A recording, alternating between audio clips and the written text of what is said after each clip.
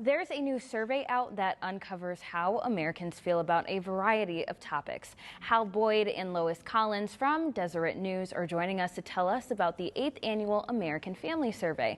And there's a whole lot to dig into here, so let's jump right into this. First, can you tell us who you talked to and what kind of questions you asked? Yeah, so this is our 8th annual American Family Survey. It's a nationally representative survey about 3,000 U.S. adults.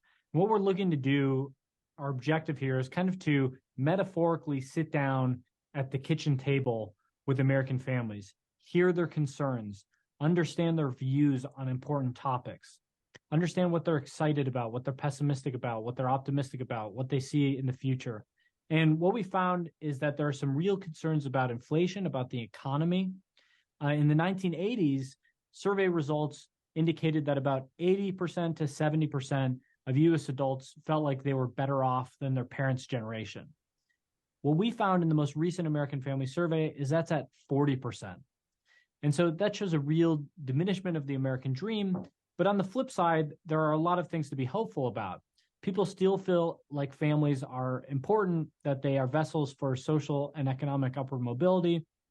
And so there are a lot of things to be optimistic about, even as there's a real sense that we're feeling the pinch in terms of inflation and economic trends. And what would you say were some of the most significant finds, and what was your reaction when you saw them? So on family life, it was really heartening to find that families are pretty happy. They love their marriages. They love their children. They want the best for other families as well, which was good to know.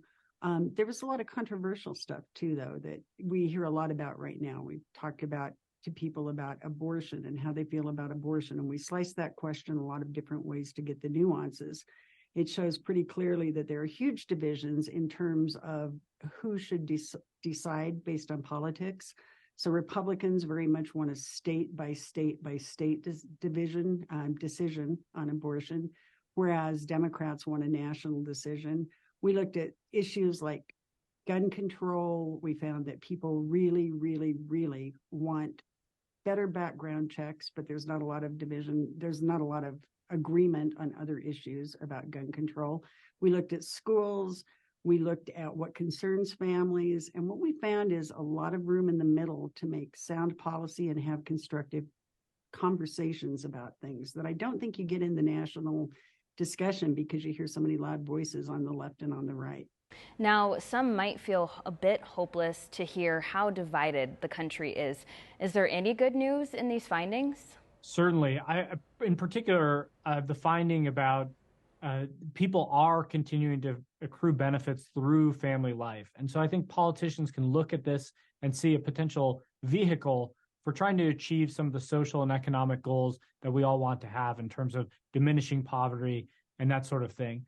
With that said, the survey over the course of the 8 years has seen that marriage has gone down in terms of about 55%, and that people who are in no relationship at all, in terms of marriage or cohabiting or in any sort of relationship, has actually gone up. So there is an increase of isolation. But the nice thing is that family still provides this vehicle for diminishing atomization, that it provides a buffer against some of the challenges that life presents economically. And so there is this vessel for community, for greater social cohesion that's available. And what should we do with these findings? What are you hoping to see come out of this? We hope that policymakers will listen to American families and work together in the middle, like American families work together in the middle, to kind of figure out what's sound and what really reflects American life, the way people want to live it. We also hope, though, that families will look at these issues and look at what provides strength to families and what perhaps weakens families, and will take it seriously and cut each other a little bit of slack, but also hold themselves to a higher standard. This survey and previous editions of the survey are all online at deseret.com/AFS, which is for American Family Survey. Thank you both so much for joining us today and for sharing this information. We appreciate it. Thanks for having us.